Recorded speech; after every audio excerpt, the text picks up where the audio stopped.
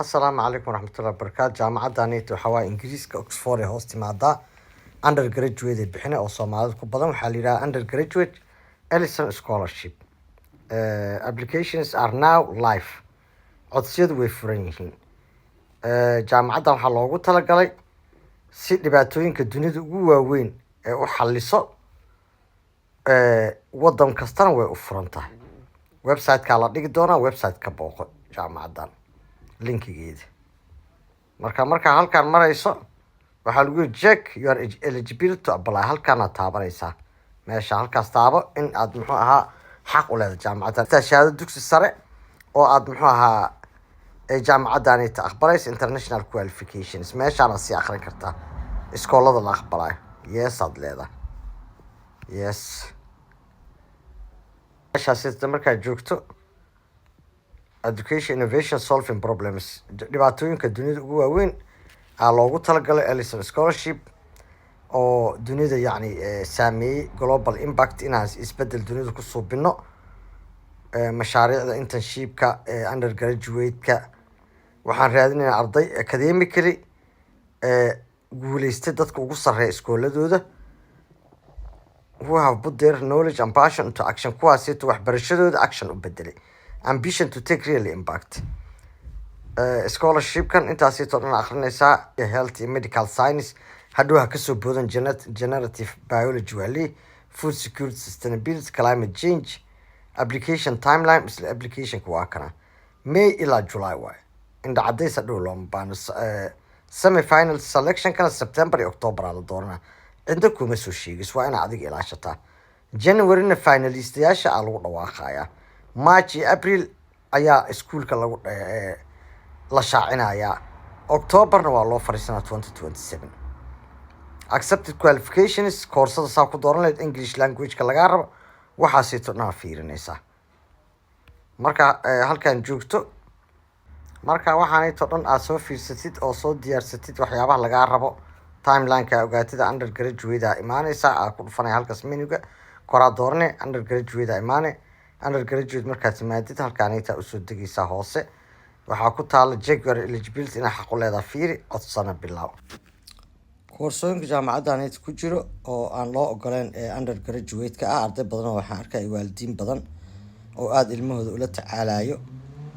jaamacaddan muxuu ahaa arday dugsiyada ka soo baxay dugsiyada sare kuma jirto Soomaaliya iyo Djibouti, Kenya iyo Ethiopia dadka jooga way codsan karaan. muxuu ahaa halkana koorsooyinka ka eeganaysaa archaeology anthropology 3 sano waaye. jaamacaddan sideedaba waxaa laga codsanayaa UCAS koodkeeda LV64 nambaradaas fiirsanee koorsada rabtay biochemistry molecular and cellular course biology biomedical science chemistry classical archaeology iyo Asian history waxaasito dhan waa computer science uli hore usii soconaya next koorsooyinka meeshaan ka fiirsanay. okay jaamacaddan waxaa laga hareysanayaa UCAS oo ah centralka jaamacadaha UK oo dhan iskugu yimaadaan oo jaamacad kastoo UK ku taal laga xareysto. marka koodkaas leedahay koorsada rabtid koodkeeda gelinaysa account waxaa ka sameysanaysaa UCAS jaamacadda halkaas laga apply gareynayaa.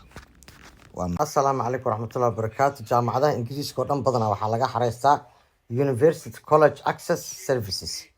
UCAS taasaa laga xareystaa. jaamacad kastoo ingiriis ku taal hal password iyo hal email aa ku gelaysaa. sideedaba ingiriiska hadduu kaa soo galo jaamacad mar walbaba halkaanaytaa ka xareysanaysaa. sidee jaamacaddan hadda aan idiin soo sheegay oo ahayd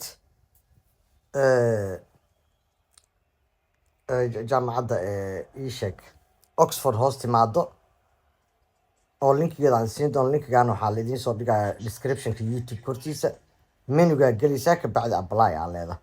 apply markaas before applying compaska open days-ka fiiri distance lane apprenticeship halkaanayto dhan adiga shaqo kuma lihid. dates iyo deadline halkaan ka fiirsanaysaa. halkaanayta waxaa ka sameysanaysaa new account ayaa ka subsanaysaa. waa kas how to fill UCAS application halkaan ku taala how to apply halkaanayta ku taala. marka create account aa leedahay markaad timaado markaa rabto inaad ka dalbato UCAS find your course koorsadii hadeertaan yacni Ellen scholarshipkii hadeertaan aan idiin soo shaacinay ayaa koorsada numberkeeda kasii dooranay halkan meeshaan intaa find your course ku taallaa koorsooyinka halkaas intaa ka raadsanaysaa kadibna adi anyway account how to choose your course account aa ka subsanay account markaa ka subsata halkaan aa ka dhex codsanaysaa fiidiyoyadan waa fiirsan kartaa how to prepare waxaasiitoo dhan UCAS dhexdeedaa ka codsanaysa haddaa hore u taqaanin UCAS account ku lahayd accountkaasii taagelisa halkan muxuu ahaa waxaa ku yaal profileka madaxa meeshan ku yaal markaad tegtid register ayaa leedahay register halkaana iska registerayna haddaa hore account ugu lahayd oo shavening iyo waxaas xaraysatayna sign in ayaa leedahay UCAS-ka register markaa dhahdo oo halkaas ka diiwaan geliso oo verification lagu soo diro ayaa koorsadaada meeshaas ka xaraysanaysaa waa mahadsantiin